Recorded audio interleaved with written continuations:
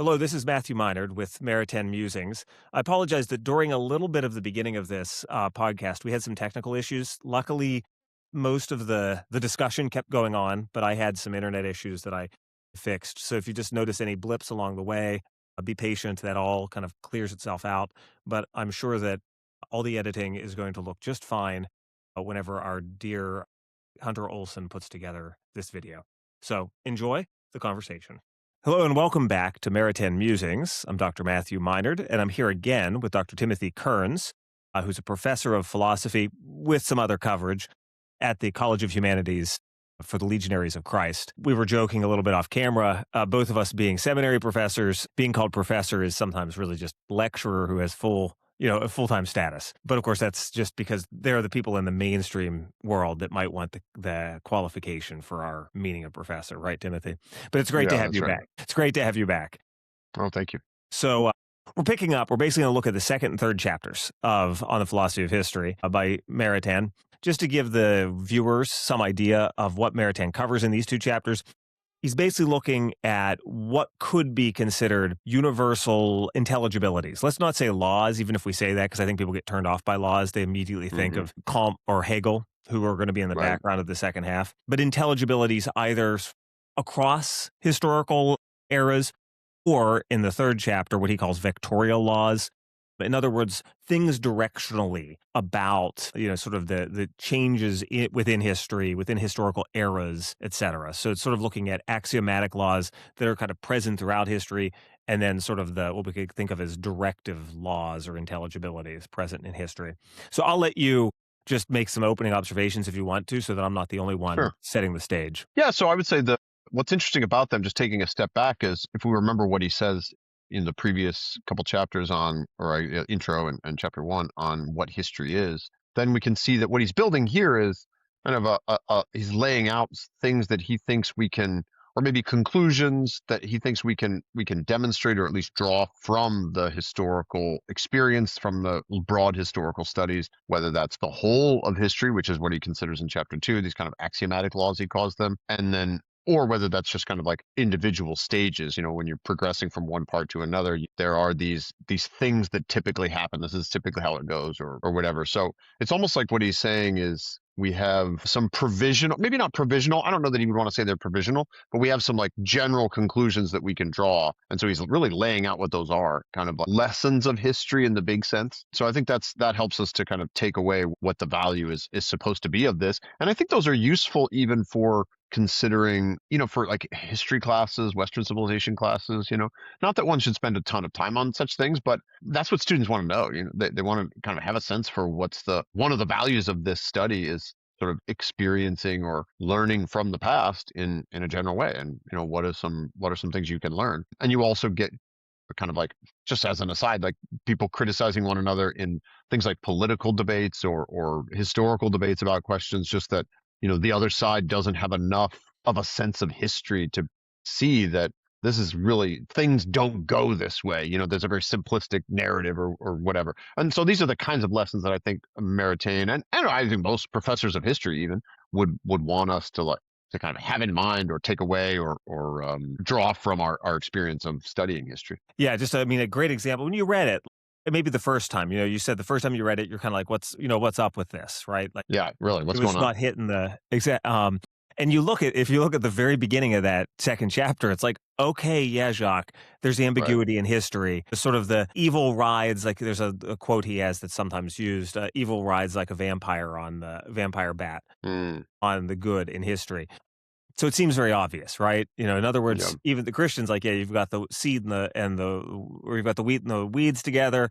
Yeah, okay, I get it. Except at the level of narratives of history, it's Hmm. very easy to lose that kind of basic datum of human Totally. freedom playing out. Which it's even though it's so obvious, it's kind of like the principle of non-contradiction. If you don't start with these Right. obvious things to guide looking through history, you end up with what would then be at the more factual level of history, an account that doesn't cohere, to be honest, with just Right. what It's human true. freedom is. Um, and I know that seems Well, like simplistic. I want to discuss the idea of kind of epochal events in history, sort of like world changing events. mhm, We've all lived through, like, even if it's just high school and like one class or two classes of history as undergraduates, the presentation of history where you have a sense that after a certain major event, be it, in his case he's a Frenchman, the French Revolution or the American Revolution, there's something that sort of changes for the mindset of the world, and sort of the narrative of yeah, where nations are going changes. Like, that's just something, I mean, it is something that's present in the data of history, and to have yeah, said something about it,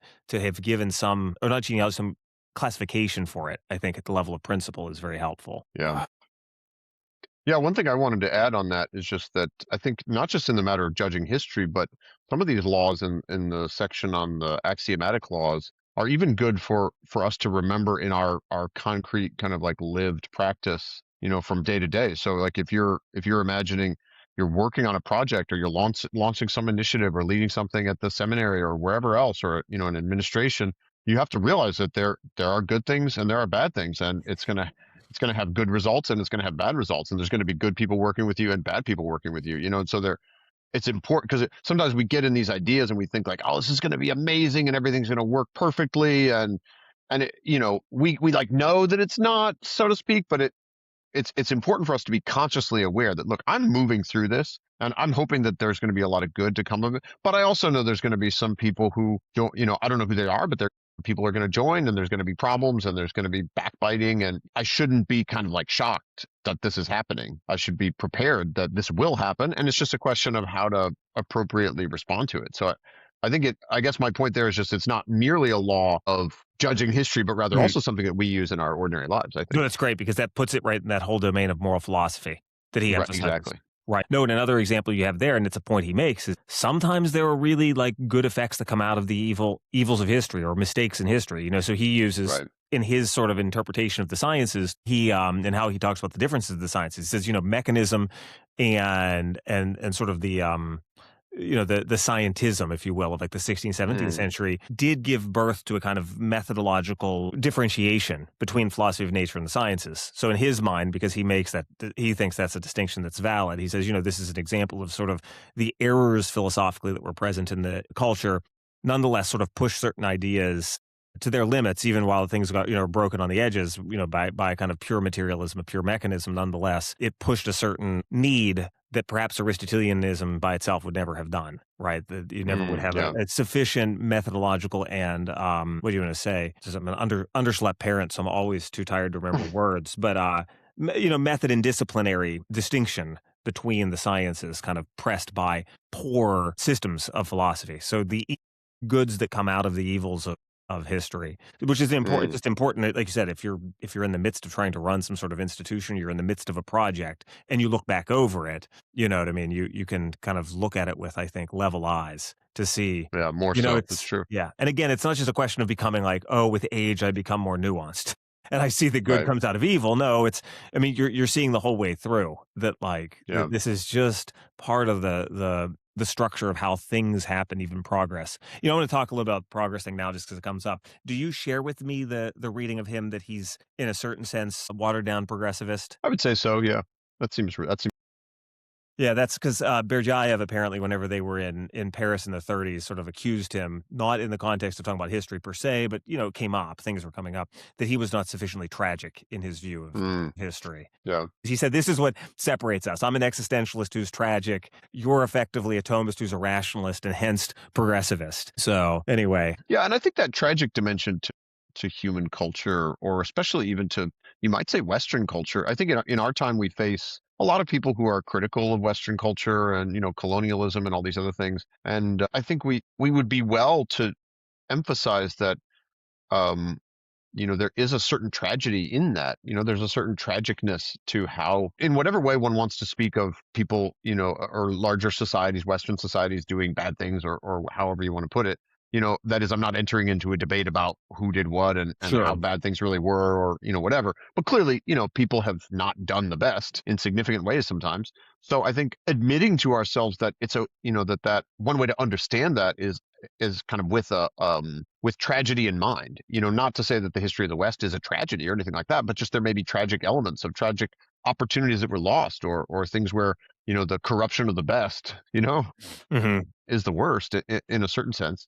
So, that element of tragedy is not something to be, let me just say, it's clearly not something to be lost. I think we both probably agree on that, but it's also something that we can, nowadays in our time, we can kind of advert to that and sort of put that a little more prominently as a way of helping people to understand that we may stand firmly with the classical Western tradition, but that doesn't mean we don't see the elements of tragedy that are in it. Yeah, and I think that in the end he even saves himself from that Mm, because he is well yeah, enough aware of the ambiguity of history. He even talks about yeah, different ages of history with, they're just a modeled mess of, fallen man and the activity of grace and the two together. hmm, So, I think it's like there's room for, how to put it, there are outlets in which you can plug some of the tragic element, even though you right, sort of have this sense. He's no Hegelian, you're not sort of breaking eggs to make your omelet along the march of history here. And yet, like, I still feel like there's a little bit more of that in him, yeah, like true,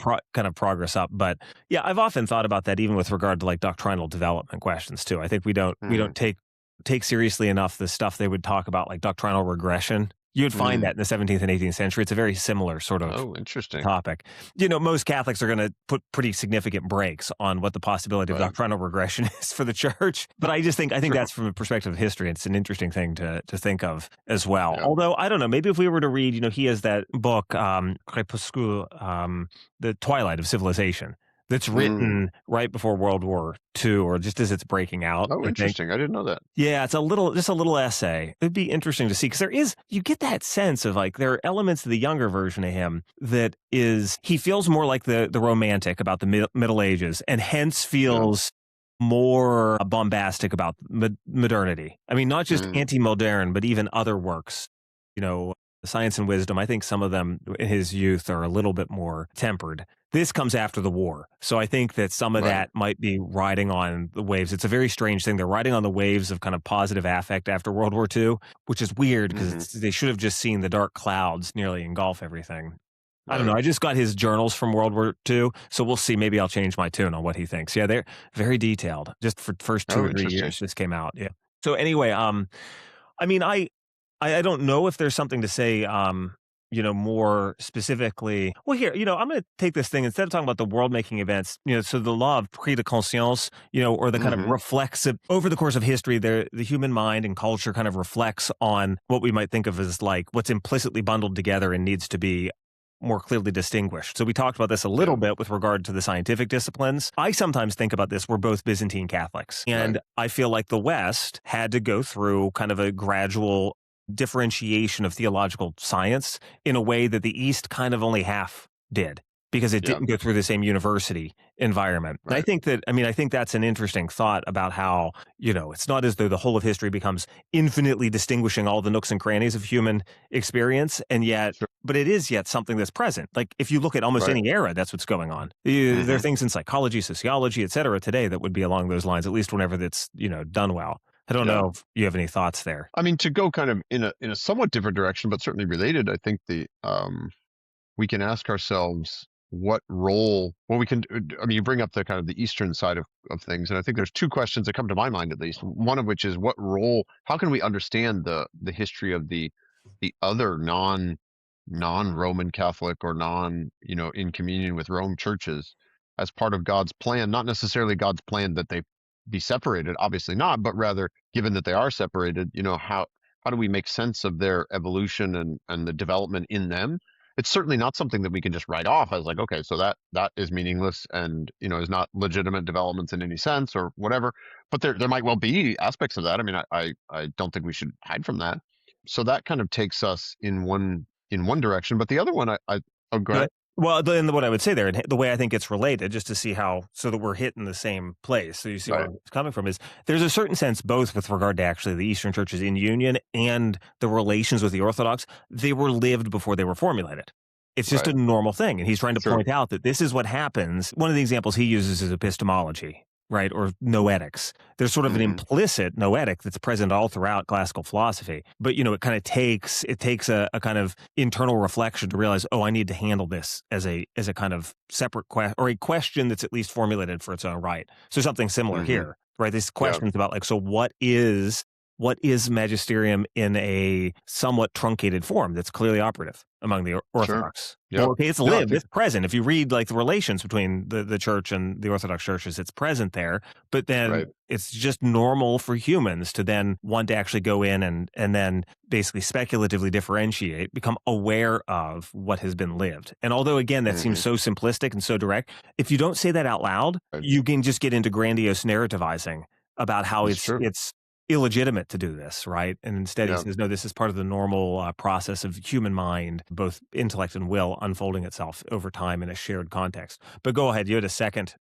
Yeah, just the second point I was going to make. I mean, that's all true. I certainly agree with that. Thank you for saying it.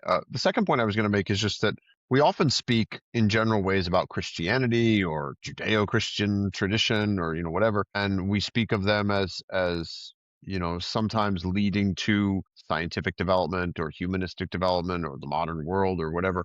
And I think it's important there also to have a somewhat more fine-grained look, which is that most of these things aren't developments that come from an Eastern perspective in a primary sort of way. That doesn't mean that they're bad or good per se. It just means that there's a difference there. And so trying to account for that difference and trying to say how they two perspectives on history relate to one another. And I think this is one to kind of loop this back to the philosophy of history. I think this would be a challenge for someone who is more on the Eastern Orthodox side of the commitments, is how to explain, the transition or the history of what they would consider to be orthodoxy since, 1100 or 1200 or whatever. What's the yeah, how does that relate to kind of the church's story, um, throughout time? And I don't know how to be more precise about that, but it's certainly something that we yeah, we want to think about, and of course I think they should too. So and maybe even there, that's a good transition to go to that chapter 4 on the vectorial laws, because there Mm, you have that sense of sort of, even though he's not going to discuss ages within the church, right? Because right. he uses sort of the theology of grace, theology of sanctity, salvation history, ages of salvation history, the age of nature, which is not purely nature, but it's the age prior to the old covenant and new covenant. It's at least it rhymes with that, right? Hmm. This idea of looking in history, and it's vector, it has a direction. And so he's I actually don't know from the genesis of this in him. I don't know what actually was the thing that was the germ for him to discuss this idea. Like I know he's got this relationship with Journet going on Right. about salvation history and the ages of the church, right? How is it that the church pre-existed prior to Christ and then exists, comes to exist, fully after Pentecost? Then how do we trace out the meaning of grace across those eras? I don't know who influences who writes what, etc. But it's clearly a germinal point for him that's always sort of floating, I think, in his idea of history, and especially its directionality. And that's what he opens up with, even in that section.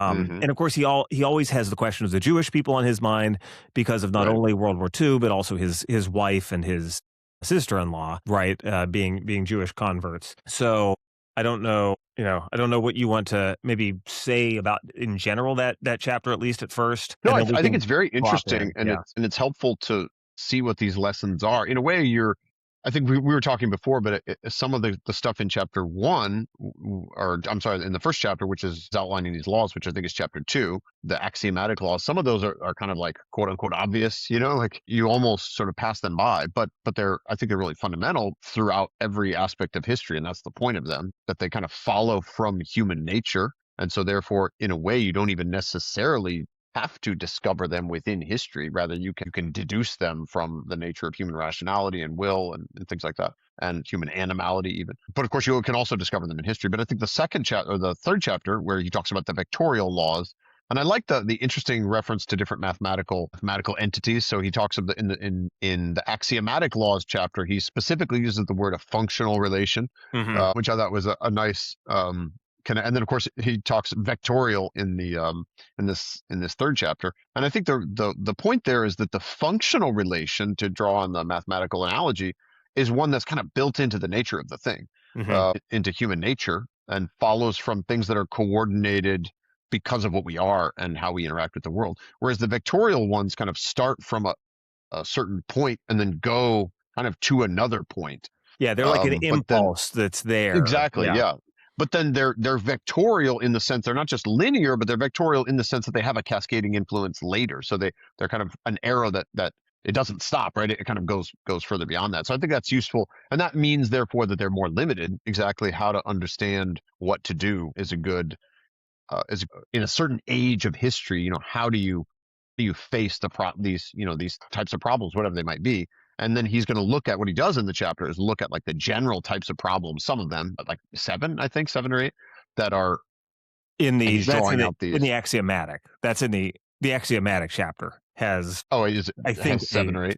Yeah, I have Okay. 7 I have marked I in my, forget how many were yeah. in the chapter on the vectorial laws. Yeah, I don't have But them yeah, numbered as tightly, yeah.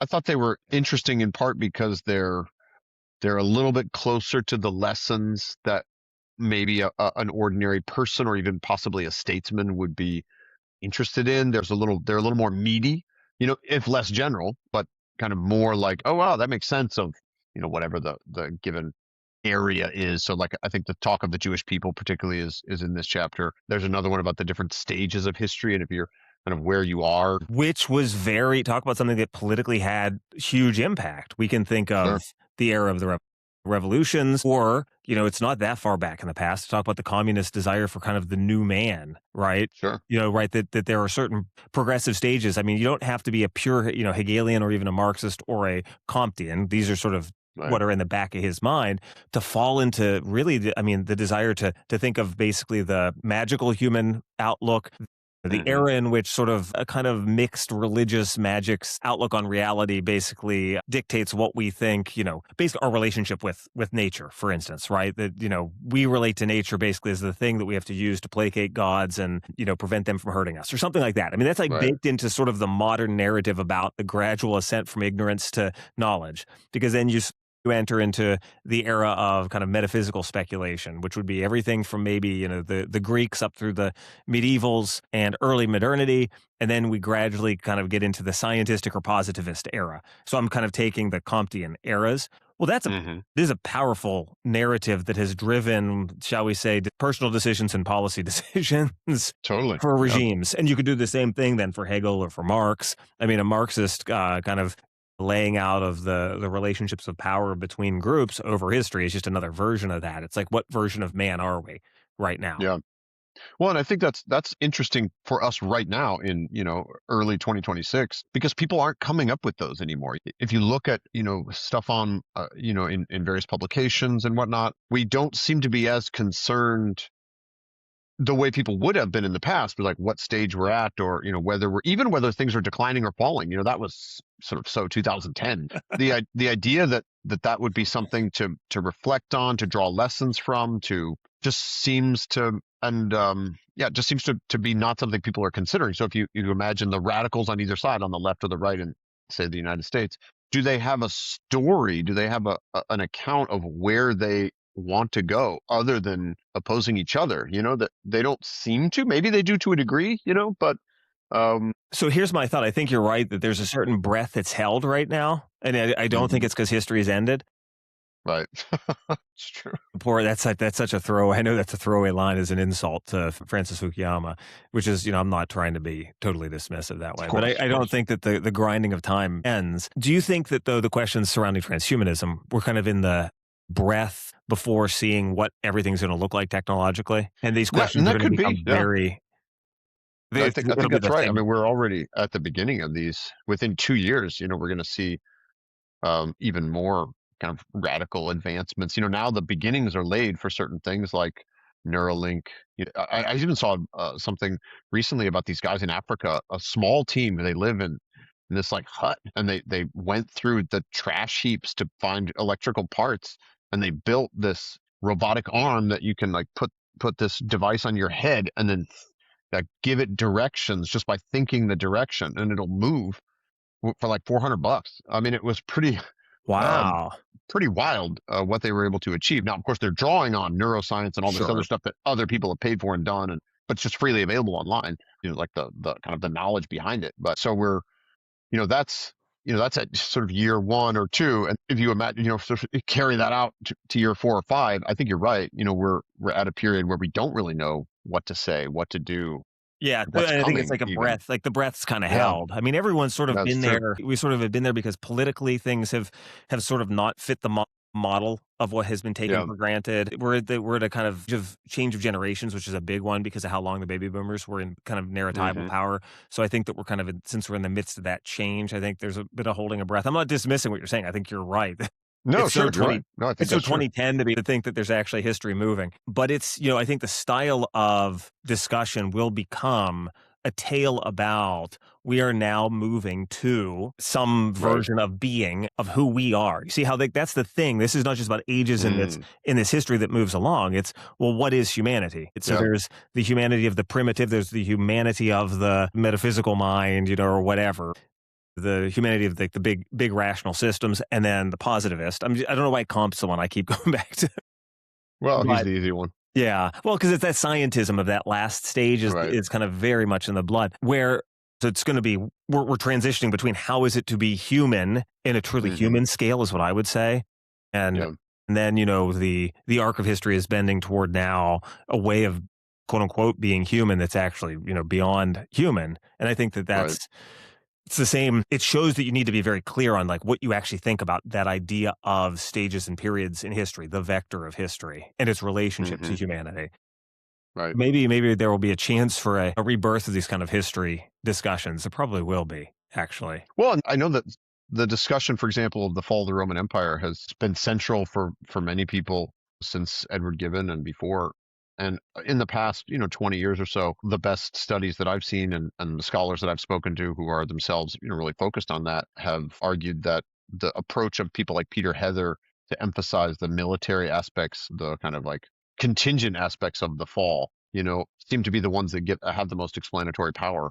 And if if that's relevant or not relevant, but if that's true, then it helps us to see that these the we tend now to focus on structures and institutions and things like that, and we leave out these causes that are, essentially great men, great leaders, great women, doing wonderful things by political movements, which could be street protests or it could be military conquests, and those types of things are, as we kind of trend back into perhaps considering when we have a richer awareness of where we really are and where things seem to be tending, then perhaps we'll tack backwards a bit or tack to the side a bit into thinking more about these vectorial, maybe not laws from the past, but maybe indications of where we might be going. And I think we should keep the power of a great leader, as something that we don't forget about that. It's not just a question of institutions or economic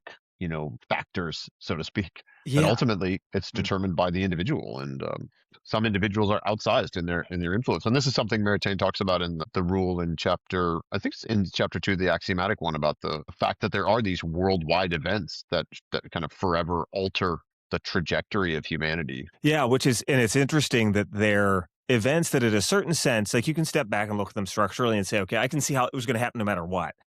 Right. And yet, you look at the details and you're like, I'm not sure it can. So now that Yeah. helps me. You gave me enough time to remember. Speaking of great men, I was watching the documentary, the recent one about on the revolution that Ken Burns Mm. did. And Oh one of yeah. the guys, and then I was listening, like, something stuck out while I was watching it. And then I heard a podcast he did as well, where he was being interviewed by Jonah Goldberg. And he Mm. pointed out something that stuck right out to me. There was a historian that was being interviewed who said, I hate the great man theory of history. I really disagree with it. And yet I have to admit, this thing doesn't work without, in this case, George Washington. Yeah. And it makes for an interesting point because history is neither big capital H history that's marching on its own, and yet it has a consistency. Right. Even if it's not a substance, it has something that's intelligible, and Hmm. yet it lives in human choices, right? This is about human freedom shared kind of over the course of time. And so it has to land in people. So there's a certain sense in which Hegel seeing world spirit sitting upon the horse in Napoleon Right. in Jena actually points to something like very important about the nature of the philosophy of history, kind of meeting both, Hmm. kind of the kind of synthesis of big factors in world events in persons. It's just a thought I'm having as you're saying it. It's an No, I interesting. think there's a lot of value to that because it helps us to remember that the spirit of an age, if we can use such a phrase anymore, Hmm. comes from the discourse of those who act in defining ways in that age. And some of the acts that are defining for an age are themselves primarily works of literature or whatever. So it doesn't have to be principally someone who acts, but those who do act give form to so much of like someone like Henry Ford, both in what he does and in what he says, and then in the structure of how he interacts with people who are moving through the types of institutions that he's founding and building. All of that is is a contribution to kind of the spirit of the age of the teens and 20s, Hmm. and then ultimately something that we build on, down to our own day. So you think of, the people of our time, like who might be, play such a role, maybe a political figure or business leader or something like that, and they're adding something to, like, I think one of the benefits of our time is no one expected in 2007, say, that young men would spend hours listening to, you know somewhat older men talk about stuff. Like, we all were assuming that these kids, they can't follow anything, but nobody, listening to Joe Rogan talk to some physicist for like 3 hours, Hmm. these things have millions of views. And I'm not saying that these are necessarily the most amazing conversations, but some of them are very good, and some of Hmm. them are I've learned a lot from them, and lots of different podcasts and stuff. So there is something about the age that we live in that I think we can see both in this plethora of podcasts, and then also just in the fact that this plethora of podcasts is contributing to an openness to a set of kind of, yeah, an openness to inquiry, maybe, or something like that, that um, was not possible at an earlier time. Or I don't know, I'd want to say that seems to go too far, but more just like they wasn't quite as widespread, you Yeah, know? and it's what will be interesting is to look back and figure out exactly, because I think even you citing Joe Rogan's a good example to do this, and it doesn't we may Hmm. lose some people at that because 'cause they're gonna be like, "What are these Well, PhDs doing?" But what are you landing on is there were a couple people who became exemplars of this thing that was kind of, quivering in the space of what people desired to have, right? yeah, There was a certain just below the surface desire for this sort of thing, and so you can, like, cite, because once we're in that world of men, it's like Rogan or like Peterson. Like I was just saying to my wife today, I don't quite know yeah, what's ever happened to poor Jordan Peterson because it's sort right. of we'll just say he's doing something. I mean, he may not be well, Something's up. actually. He may, yeah, and I don't know what's going on with his health and that. But that era, that was a huge deal when people sat around listening to 3 hour long podcasts. No one guessed it, but sort of people landing it all of a sudden changed. Like that's why we're doing this thing, right? Why would we Yeah, think that someone might drop in here and want to listen to us just talk about a book, right? It's because that's actually kind of part of whatever is brewing in the age, if we can, like you said, if we yeah, can say the spirit of the age, and yet it was really dependent upon certain figures who made and captured that. yeah. And it's too simplistic to see it either as like, that expression that people like to cite from, and it was probably decontextualized. So I do apologize for that. But when I think it was President Obama said something about the arc of history, and I don't know if it was with Sure. regard to issues with gay marriage or something. It's easy though to get captured by the idea of the arc of history, and you're just sort of riding the wave. I usually Hmm. send that little emoji of the guy riding a surfboard to a one of my in-laws.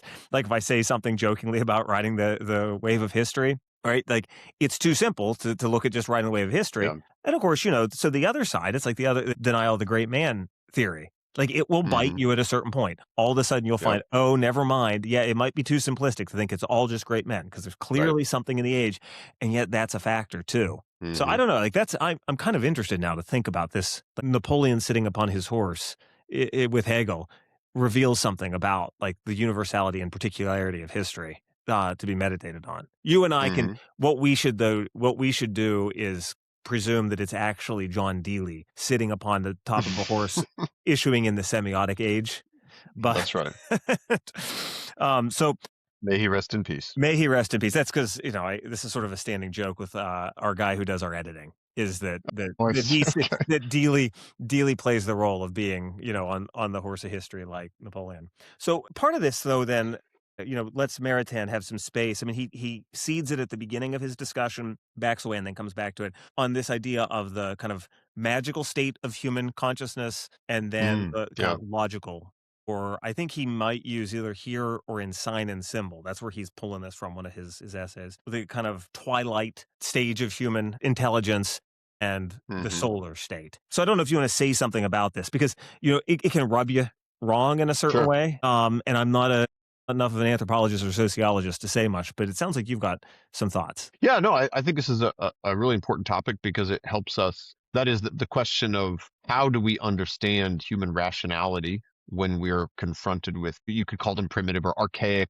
or first, primal, I think is sometimes they're called Hmm. cultures, where it seems like they lack certain elements that we would expect. So, for example, in extreme cases, they lack all numbers except like one, two, and three, So there's which is surprising, and it's kind of something that anthropologists don't necessarily know like what to do with. But especially because you don't want to say that they're somehow inhuman or not human. I mean, clearly that's not true. And as philosophers, we can't say that they're not rational. They're rational animals, But then on the other hand, what do we mean when we say that rationality, is discovered in Greece or something like that? People didn't start being rational in Greece, they or maybe they did in some sense. But I think another element here is how do these magical states, or to use his term, of course, this magical set of mentalities or something, how do they compare to other civilizations that we would call civilizations, but we don't necessarily mean it in the same way? So, for example, the civilization of classical China is something that's quite good for this. If you look into some of how they understood the natural world or whatever, you just find yourself immediately in what Maritain would call something like magical. But then if you go into other areas, like the areas of practical human life, areas of how to study even, or some sort of morals, virtue to a degree, it's very rich and profound. And then, of course, if you compare them with even more remote cultures like those of the Mayas or the Aztecs or something, what you find is great elaboration and sophistication in certain core components of what maybe we would call civilization. Again, we have to be a little careful in exactly parsing our terms here, but yet also kind of a significant degree of this magical thinking. Again, that's his term. So for context, you should really read the book to see exactly how he's expressing it. We could say more like mythological, in our Hmm. time. And so I think kind of seeing that things are not simply laid out historically by these kind of stages, in a straightforward way, but rather that many cultures, especially non-Western ones, from our perspective, maintain that element of magicality, so to speak, even in a more advanced form. And I think this is a key point. Maybe a defender of those cultures who has encountered the West in detail might say, well, that's not true because these cultures really, you've misunderstood this practice or whatever. And that's certainly one possibility. But another possibility is for the practitioner of the culture to defend their like native practice and to say, no, you didn't misunderstand. You guys are the ones who are wrong. The world really is this way, and not the kind of rationalized Western scientific way. So, Yeah. for example, Hmm. I try to put the seminarians that I teach, I try to put them in a bind when I tell them, look, if a classical Chinese or a Confucian sage were to come here now and you were to try to explain to him the gospel, try to convert him to the Catholic faith, like that's the goal here. The first question he would ask you would be something like, how are your families? And you would say, wait, what? And it's like, well, how are your parents? And you'd say, well, I mean, I guess they're divorced right now, and my younger brother is off, doing all these other things. And what you would do is you would expose that, in its current form, many people in the Christian world have families that are like ruined. There's so much division and so much hatred and so much lack of cooperation. The idea that you're supposed to respect your parents, or it just doesn't exist at all, as far as I can tell. And a Confucian would say something like, "Look, that proves that you don't have a better life than what I'm presenting." So they kind of are using the. I think they would use their own terms, and I think we do them a disservice when we try to defend their view on the basis of assimilating it to something that is itself Western. I think it's going to be better for us to think, what would their view really be? What would the Taoist view of nature really entail, and how would they defend it? And then that's going to be I think that's going to be closer to what their real maybe perspective is. And then by understanding that as much as we can, we'll be better able to understand what they're really saying and what they're really doing. And then that helps us to see like what their principal goals are. Like if you think of the terms in just as a final point here, the term civilization, that comes from the Latin word civis or civis, and that's the goal, lization sort of is the yod marker, that turns something into a verb. The goal of civilization is to make citizens, and citizens in the classical kind of Aristotelian, Platonic, Roman sense, so to speak. But is that the goal of classical Chinese civilization? they're aiming at something which I think they would say is higher than the mere self-governing citizen. They're aiming at making sages or, something like that. Hmm. So Hmm. my point is just that it's going to be valuable for us to see both the elements of the magicality that appear in other cultures, but also then to try to understand them on their own terms and help us to see, therefore, the true value of, from this broad kind of historical perspective, the true value of what Western culture really is and what it brings kind of comparatively. Yeah, and as an Eastern is a so not so far east Christian, Sure. I actually think there's another example of this sort of illuminative power to this. So it can sound again Mm, like, I think one of the weaknesses, if you read both this chapter and you look at Sign and Symbol by Maritain, is a certain sense in which it's periodicized. That you have, sure. right, that you That's have sort true. of a passage from a kind of participatory mode of knowing that is more at the level of a kind of, magical use of reality. Like you're sort of entering into the nexus of like magical relations, not just Hmm. manipulative either. It doesn't mean magic in a way that you're sort of, No, manipulating sure. physical things to Definitely. manipulate the gods. It's just, this is the way that the world fits together is sort of by this scheme of participating in ritual and, just various communal activities that Hmm. are kind of concrete. And he says, they make more of an appeal, he says, to the imagination. I would say to the practical intellect is probably what it is, but that's me over determining him. But he sort of makes it sound like it's sort of a passage from that state, and then you just get to sort of the logical state. And yet, I Hmm. think a very normal critique of Western rationalism is the one that you find often coming from a certain kind of Eastern Christian, in the sense of Byzantine or Right. even non-Byzantine Orthodox Christian against the. Now, again, everyone lives in sort of a mixed regime Hmm. of the logical. And then there's the question of like the participatory mode of knowing, and you do experience this. Any Christian who goes to a decently liturgical community realizes that there's a way in which it's not magical. I fought with Right. some hermeticists about this summer, but it reminds you of the idea of magic insofar as it's a participatory mode of knowing. I can't Sure. quite, I'm not doing something that's, entering into logical definition whenever I'm in the midst of liturgical action, right? Hmm. And he even defines, I mean, he speaks of sort of the state of the magical state as, and I think the anthropologist should recognize that under this regime, humanity enriched, that's the past tense that I find to be maybe problematic, itself with many vital truths, which were known by way of a dream or divinatory instinct, and by actual participation in the thing known, not in a conceptual or rational manner. Now, I want to set aside, Hmm. again, there's a lot of stuff there. It's like, well, what's that mean, not conceptual? Again, I think that you're getting into a world where all you would have is the estimative sense, like Right. our highest power neurologically that we would share with the animals. And that seems Right. strange, right? The intellect is present even in our imagination, but this kind of participatory mode of knowing is something that could make an argument to say that this should be present alongside the logical. Otherwise, there's an imbalance, and that's very much a certain kind of critique in orthodoxy against the West. And Hmm. there are others too. I mean, there are Western traditionalists in the Western Church Right. who've made almost a similar sort of critique, and it often comes from people who are very liturgically connected, Hmm. right, or liturgically concerned. And I think that's natural because liturgical semiosis is much more of a kind of engagement in doing the actions of not only the liturgy itself, but everything that's kind of connected with it.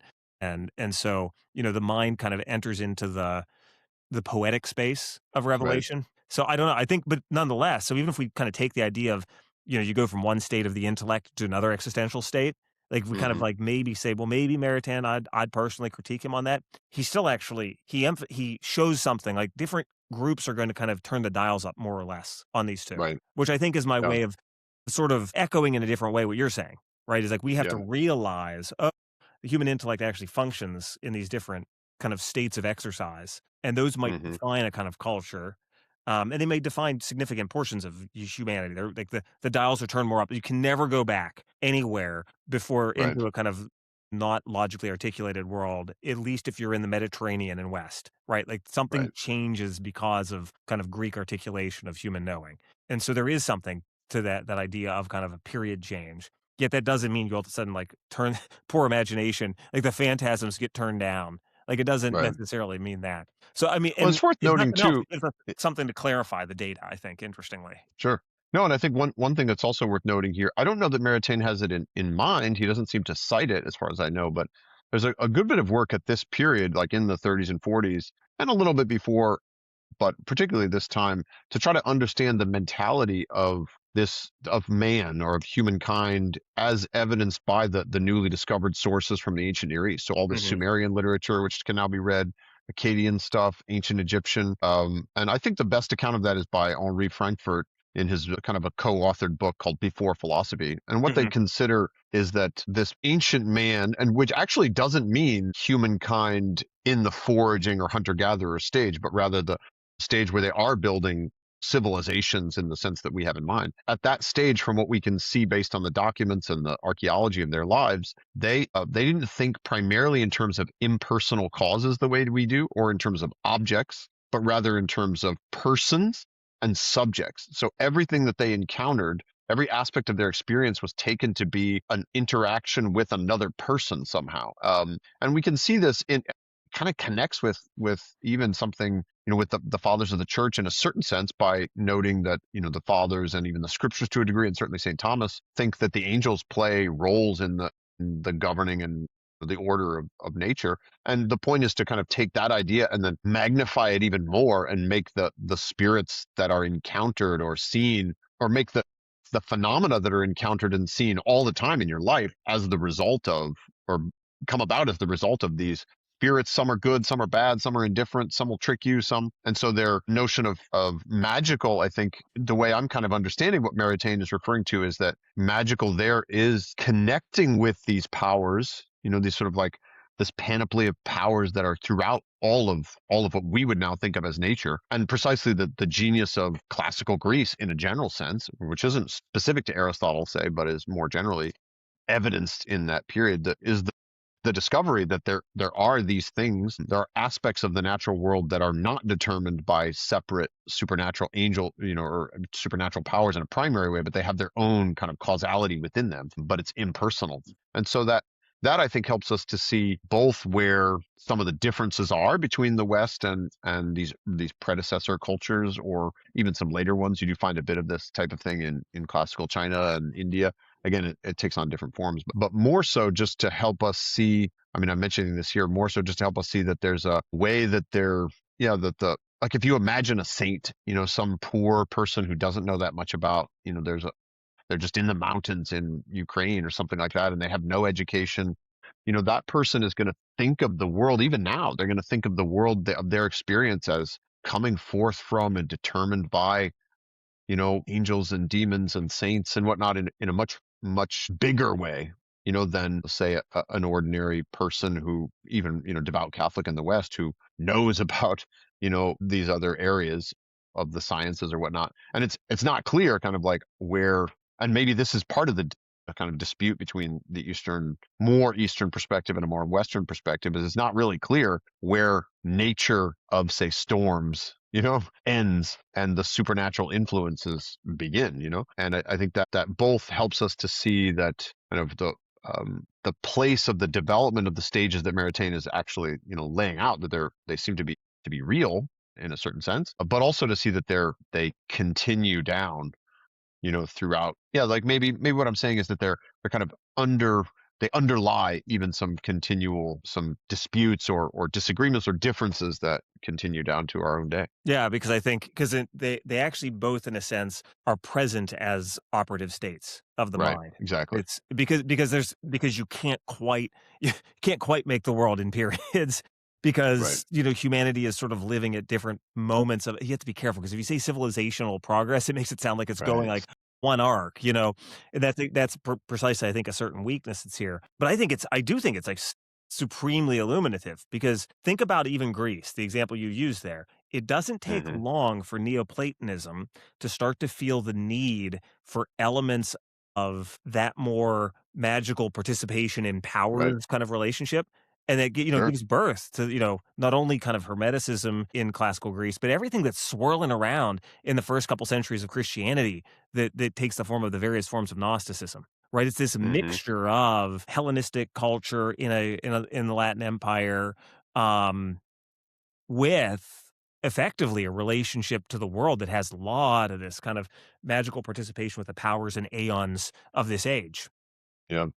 And No, this that's is just true. on my mind because of this thing this summer where I was discussing kind of this. Oh, of course. Yeah, and I think that's indicative of it's indicative of something that's like, you don't wanna say it's just a temptation of the human mind, it actually tells you something about maybe it's the amphibious nature of humanity. So this is, Hmm. I'm thinking out loud, so it's like engaging with Maritain, I think just to be explicit, it's like I'm critiquing the idea that you turn the switch off, but because Right. we're not angels, right? The angelic sin is like he attributes that, right, to he himself to Descartes. Whatever, let's not Mm. worry about the claim, right? But he uses that, the man who thought he was an angel.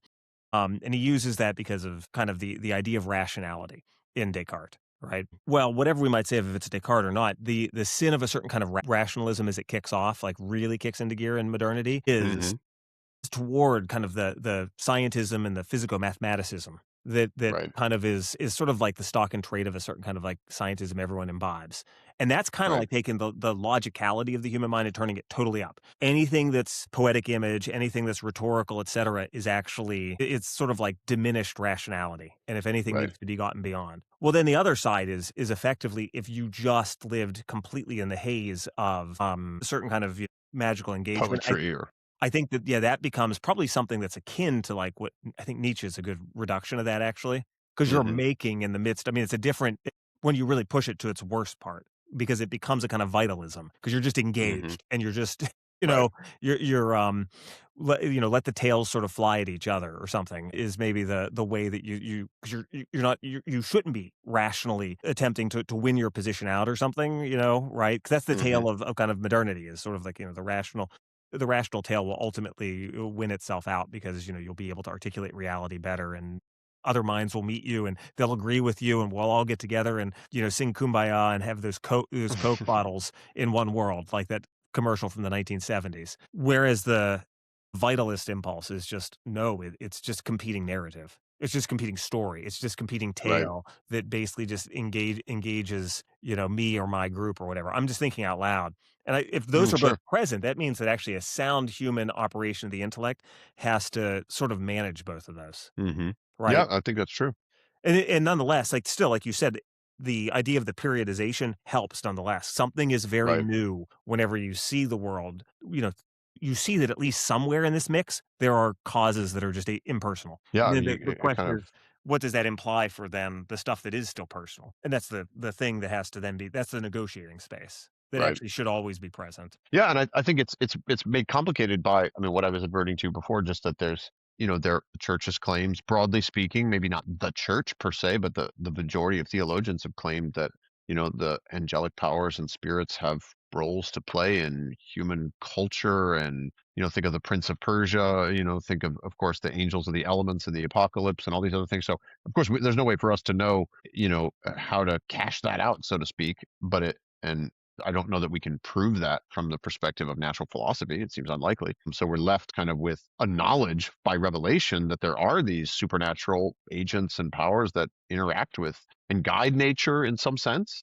But on the other hand, we're by reason alone and by observation and study and experience, all we have really access to is the nature of the thing itself. So I think that's something that we can even, I guess we could say therefore that there's something, instead of looking to the past and saying like, oh, these people are crazy, like how could they lived in some, crazed world of where everything was embodied or whatever, or everything not embodied but everything was sort of personalized, anthropomorphized, that's the word I was looking for.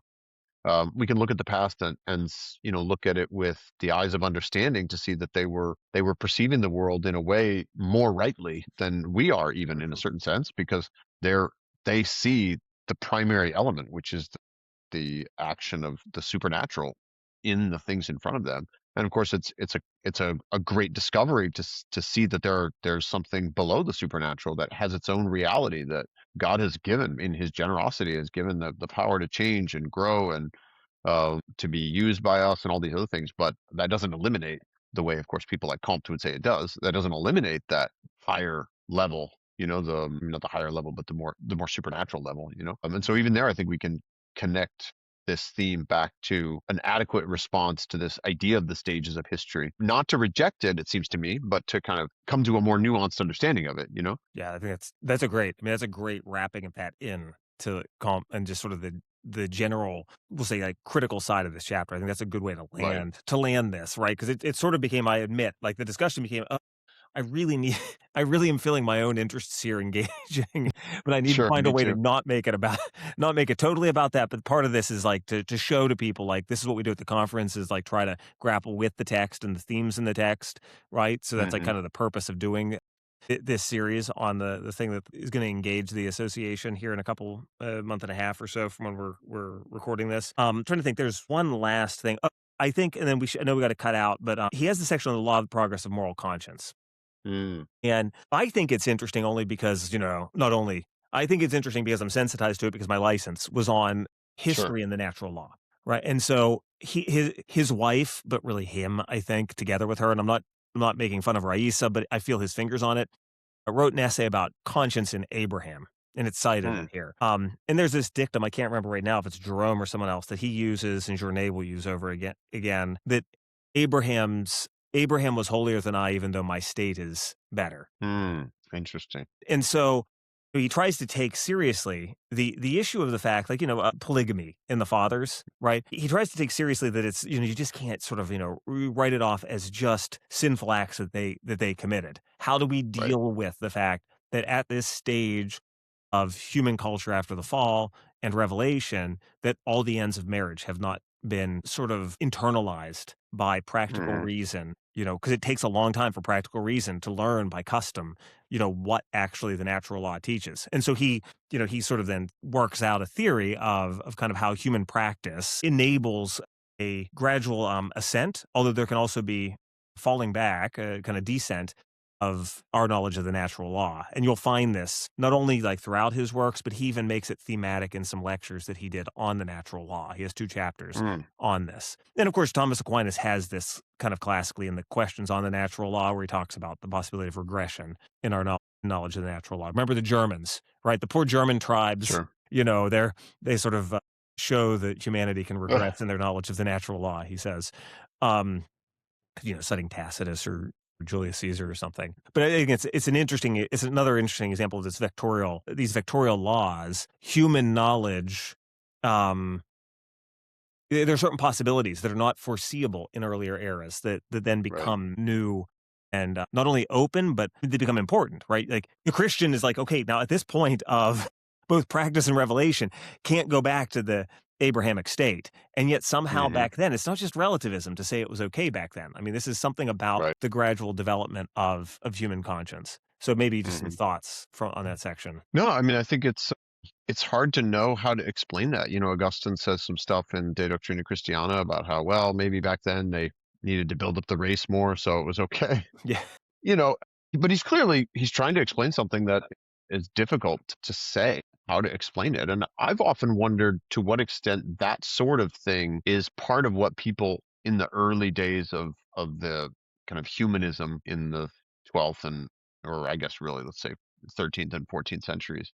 When they're thinking about religious topics, to what degree are they struggling with some of these problems of, it seems like there does appear to be a different mode or different culture or something like that in these texts. So how can we appreciate that on its own? I mean, I haven't encountered much that would lead me to think that that's primary for them. But anyway, it's certainly something that I think their approach does allow us to consider kind of for the first time in a serious way. Augustine basically considers it and this is a bit of a tangent, but Augustine basically considers it as well, their society, their mentality is pretty much the same as mine. So why would God have allowed them to do it and not us? And then he's like, well, maybe back then because there were fewer people, and I think our idea now, and this is something that Maritain I think is picking up and would agree, we would agree with him on this, is that there does seem to be kind of a shift in the stages of man or the stages of human rationality or development or something that makes it possible for things in at the earlier stages of the scriptures to be understood, or rather, that is, events described in the earlier stages of the scriptures um, are things that we don't have to judge as negatively on impute as much sort of sin or failure to to the people who committed them because their mentality was different or something like that.